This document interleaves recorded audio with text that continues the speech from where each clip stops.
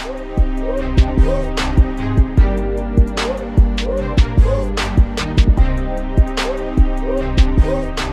have an amazing show planned out for you today, and I really hope you enjoy it. Today's guest is Randi Levy.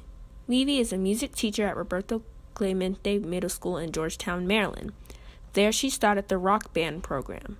This course does not only teach students how to play instruments in a rock band, it teaches students about the history of popular music and how its signature musical inventions have colonized the planet. Welcome back to Arts and Power. I'm Sharon, the host, and today we will be interviewing Randi Levy, the teacher of rock band program in Roberto Clement Middle School.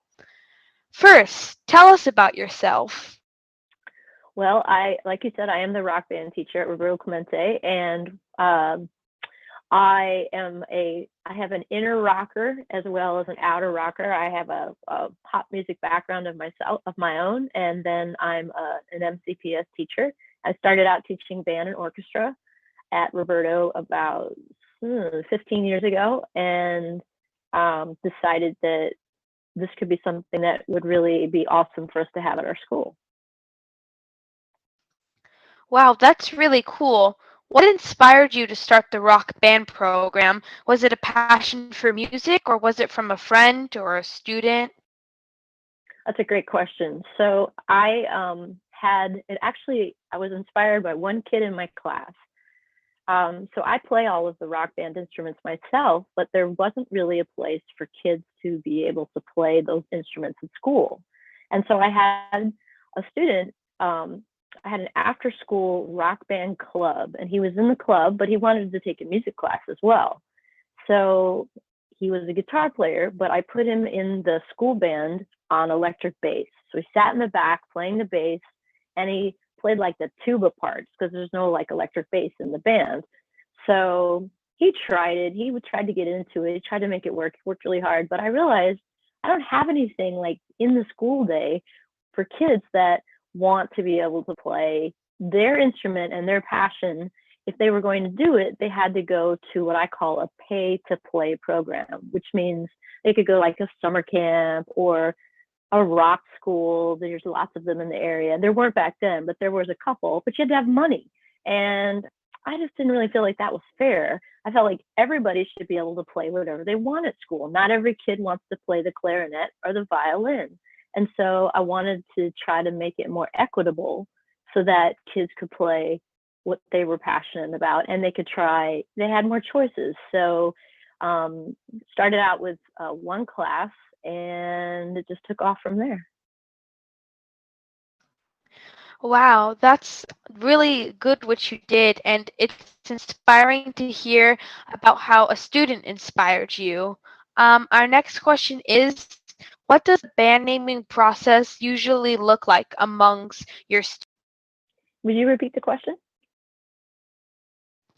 What does a band naming process usually look like amongst your students?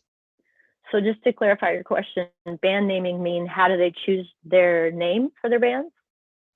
Yes. Okay, so as far as the band naming process, the way the class is structured is they actually don't play in the same band all year, because that is the quickest way to form cliques.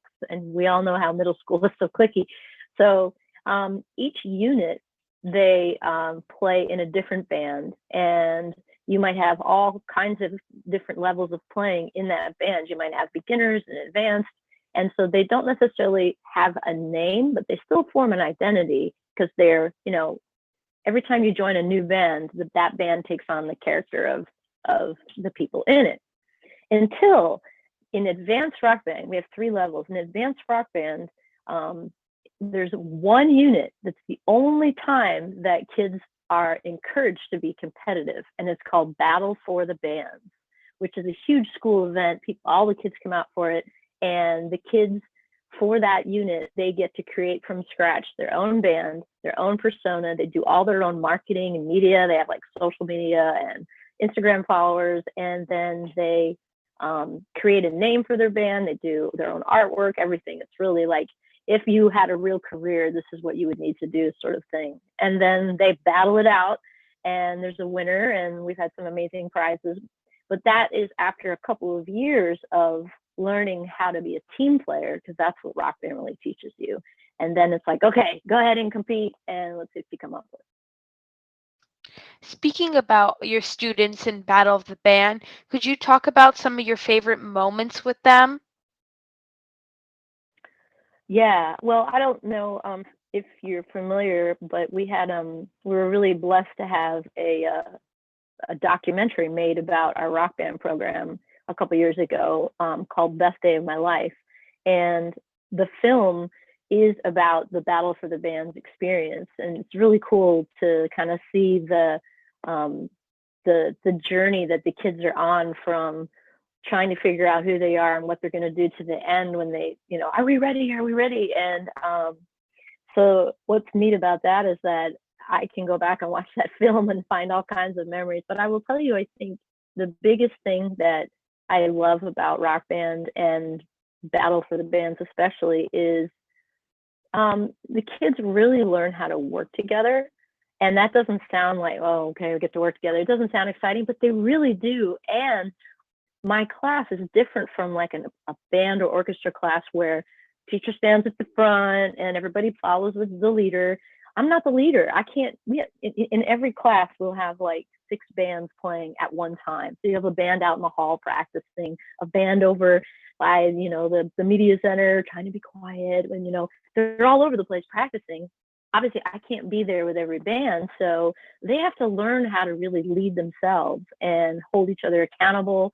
And they're super invested, because it's like, man, if I don't practice and I show up, my band's gonna like yell at me. So it's like real life, and it's like a team sport. The kids get to actually, they kind of own, not kind of, they really own their learning. And so I don't have to do a lot to be like, come on, guys, you got to work, because there's just such a motivator built in. And so when they leave the class after 3 years of rock band, they're just really confident. And I just have some of the shyest kids that won't even like talk. And then, after a couple of years and playing in front of like all their peers, they're just rockers, and they'll sing and they'll go for it. And it's just cool to see them go into high school with so much self-esteem. What's your long-term vision for the rock band program? Yeah, that's it started out as one class, and now I am full-time rock band. So we still offer band, we still offer orchestra, the regular traditional programs, and we have a really strong chorus department as well. So there are 3 music teachers at my school, which is awesome. But rock band is a full-time thing, and the kids in elementary school are hyped, knowing that they can come and be in the rock band. What's been cool is a couple other schools have started to have this program as well. We were the first ones to do it, which sometimes when you create something out of nothing, it's a lot of work, because this didn't exist, and now it does. So it's been cool to see other schools start to have their own rock band program. And I think one of the coolest things for me is that at a national level, rock band is now getting recognition for being a valid music class. And so it's like, hey, this could become a thing like across the country. Not because of me. There are other people doing it. I'm not saying it like that, but it's just neat to see that, hey, this thing could actually like happen. It could be normal to be like, yeah, I'm gonna take rock band, of course, at my school. So I'd love to see that. Wow, that was very interesting, and I was very glad to hear about that.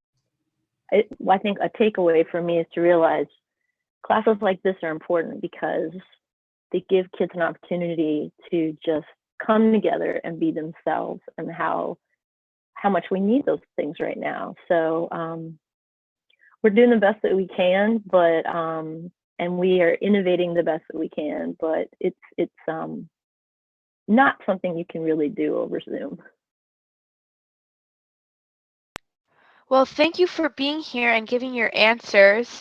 It was really interesting about your experiences in your life and your career. Thank you so much for being on the show. Thank you so much for having me. I'm really glad to be here. Thanks a lot. Well, that was a fun interview. Let's see what you learned about our guests. It's time for a trivia game. You have 4 questions and you must answer each of them in 5 seconds. Simple enough. Now, let's begin. Question 1. What did she teach before becoming the rock band teacher? Is it A, the orchestra teacher, B, the chorus teacher, or C, the theater teacher? The answer is A. Well done. Question 2. Who inspired her to start the rock band program? Is it A, a friend, B, a fellow teacher, or C, a student?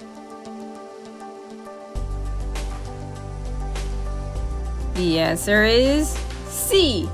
Good job. Question 3. Where did a student band hold their first performance? Is it A, the Battle of the Bands, B, in the lunchroom, or C, in their classroom?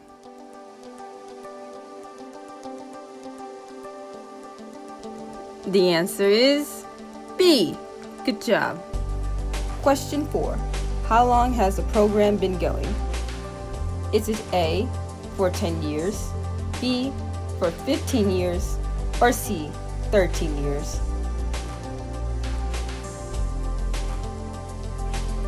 The answer is C. Good job. Well, that is all for our trivia game. Thank you for participating. Today's a new day, but there is no sunshine. Nothing but clouds, and it's dark in my heart, and it feels like a cold night. Today's a new day, but where are my blue skies? Where is the love and the joy that you promised me? Tell me it's alright. I almost gave up, but a power that I can't explain fell from heaven like a shower now. I smile, even though I hurt, see I smile. I know God is working, so I smile. Even though I'm in it for a while, I smile, smile. It's so hard to look up when you've been down. Sure would hate to see you give up now. You look so much better when you smile, so smile. Today's a new day,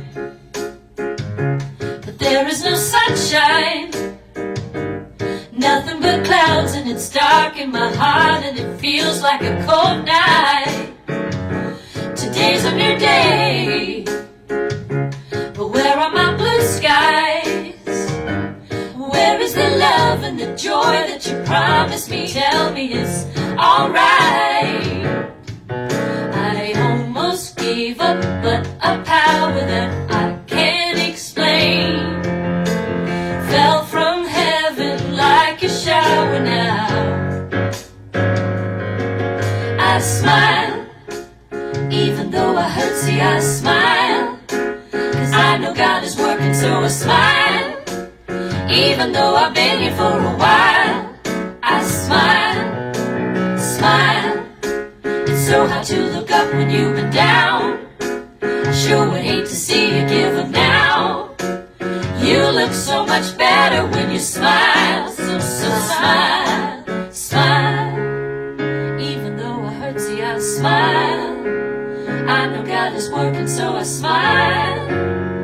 Even though I've been here for a while, I smile, smile. So hard to look up when you've been down. Sure would hate to see you give up now. You look so much better when you smile, smile, ooh, smile, smile, I smile. I'm living with this thing belongs to love. Negligence was never meant to last.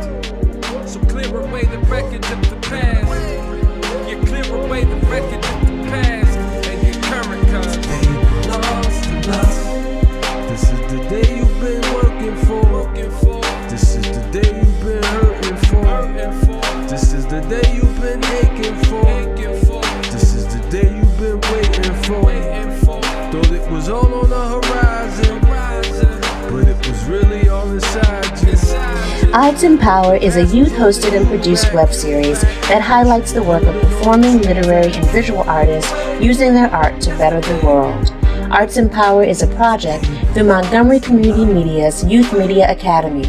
Learn how you can support this and other MCM programs by visiting us at mymcmedia.org.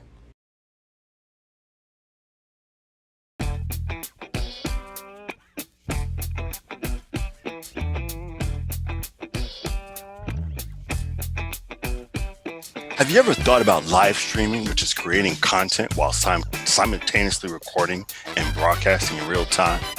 My name is Derek White, Multimedia Education Coordinator for Montgomery Community Media, and today we have award-winning hip-hop artist and media innovator Stan Substantial Robinson, who will be hosting this 4-week course on how to find and use open broadcast software for your own media endeavors. Stan, how you doing today? Excellent, brother. Thanks for asking. How about yourself? I'm doing awesome. Let's go get right into this live streaming. What's it all about? Tell us, what does live streaming have to offer? Yeah, I think live streaming is a great way to connect with your audience, right? And so let's say you're in a situation where, because you've spent so much time promoting online, the advantage that you have with live streaming versus in-person interactions and events is, let's say if your audience is spread out, you can now connect these people like from no matter where they are in the world, you know, whether you got someone who's in France versus people in your local community, to people in different parts of Africa, and so on and so forth. So I feel like that's one of the greatest things about it. It allows you to access more of your audience where you are somewhat limited with live events, in-person events, I should say. Okay, so tell me, discuss some ways and types of events where you can leverage live streaming. Sure. Yeah, so definitely the most notable way that you can leverage live streaming is to engage your audience via social media. The different types of events that you could do with it. Let's say that you're having a launch event of some sort. Maybe you're launching a particular, maybe a new product is being released. Maybe there's new music that you want to share, a new video. Allows you to kind of premiere it in a way that allows you to engage with your audience as if you were all in the same space. So like a lot of the platforms nowadays have live chat. They have the ability on some of these platforms to actually take donations or like charge people for your live event. And so there's just, it's really like almost anything that you could do at a physical event, at a physical location can be done to a certain extent online. And so you're really as limited as your imagination with live streaming, so it's really exciting to see what we can do. Yeah, this is exciting. I'm getting excited. I want to jump into class myself. So tell me, so we mentioned there are all different types of live streaming software out there, right? Sure. We mentioned what we're going to be teaching here is OBS. So what are some benefits that you like about OBS? Yeah, so OBS, what's great about it, first and foremost, is free, right? So it doesn't cost you anything. And so a lot of times what stops people from going as far as they could 9 times out of 10, their access to certain resources. And so if you got access to the internet, you can get OBS. So of course I love that. The other thing is, even if you're not familiar with it or you don't know anyone personally, there is no shortage of tutorials on YouTube or other platforms on how to use it and how to master it and to help you with troubleshooting too. But the thing I like most about it is the amount of control that I have, right? If I have multiple cameras that I want to access, I can do that through OBS. If I have various graphics that I want displayed and overlays that I want to showcase, I can do all of that through OBS. If I want to do a live event and be able to control like multiple mics, that's something I can also do through the soundboard, the basic soundboard that OBS has built in. And then also, if I don't want to necessarily live stream the event, but I want to make it feel like a live stream thing, I can just record it. I can do all of that as well and just record it and then maybe premiere it later on YouTube or something like that, and just have the live chat going. Yeah, so let me tell you, you had me, and I think our viewers hope we're listening as well. Free was the operative word. Right. Free. That. So you can download OBS. You can download it right now and actually load it on your computers, both for PC and Mac. Why do you just personally enjoy doing live streaming events? Yeah, well, one of the things I mentioned when we first started is how the ability to connect with your audience like all over the world at the same time. I'm someone who's been working in the music industry for over 20 years, and there are pockets in the world where, I have a lot of fans who are kind of in clusters, right? But then there are other places where, it might be a fan who lives in New Mexico and wants me to come to their city or their state to do something, but I don't necessarily have enough of an audience there to justify routing my tour in that direction. But with these live streams online, now this fan who's never got a chance to see me do a live performance can not only see me perform for them live via the internet, they can actually interact with me via the chat as well, as if we're in the same space. And so, and that's been one of the greatest things. I've done a bunch of these events, and, I've seen a bunch of fans from like the West Coast, all over the United States, Hawaii, but then seeing them interact with fans who are in various parts of Europe or like Japan and different places, fans who've never had the opportunity to be at any of my live events in the 20 plus years I've been doing it. The moment we started doing more online events, they've been at every one of those. And so, that's been really great, just making the time to do performance, do live beat sets where I'm like DJing, playing production, but then following that with Q&A, like something that they actually don't get to do at the live shows a lot of times, Anything else you'd like to add? Yeah, I would just say that, there are a lot of there are other like things that exist that can help you with live streaming. But one of the advantage of OBS, just going back to you were pointing out the free thing, right? There are certain services out here that, there are versions of it that's free, but then it comes with their branding, right? Or you can pay for it, but then you're limited in terms of like the quality, right? Like if you want the best quality, you got to pay the highest price.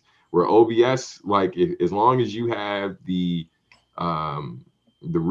equipment, right? So like now that you don't have to spend money on the software, right? Now you can spend a little more on your camera, your lighting, your microphone, things like that. So that's another great advantage about it being free, because now you can shift that money that you would have spent on the software somewhere else to enhance your presentation and how everything looks. And so, I can't stress it enough. I'm glad I was introduced to live streaming first through OBS versus kind of going somewhere else, feeling limited, and then backed into a corner and then had to learn it later, It's like learning how to drive a stick shift. Before you drive an automatic. By the time you get to the automatic, you're like, oh, driving's nothing now. You know what I mean? Right. I do know what you mean. Been down that road. Been down that road. Oh, that's a great analogy. Good stuff. Stan Substantial Robinson, thank you so much for taking this few minutes to share this with us and your not just your experiences and what it is you have to bring to the table in teaching for this 4-week course on live streaming over OBS. Come guys, check it out. Check out our catalog, mymcmedia.org. You don't want to miss this class. If you have any thoughts, you have any ideas, you have any creative ideas and wanting to do live stream events, this is where you want to be. Come check us out. Talk to you later.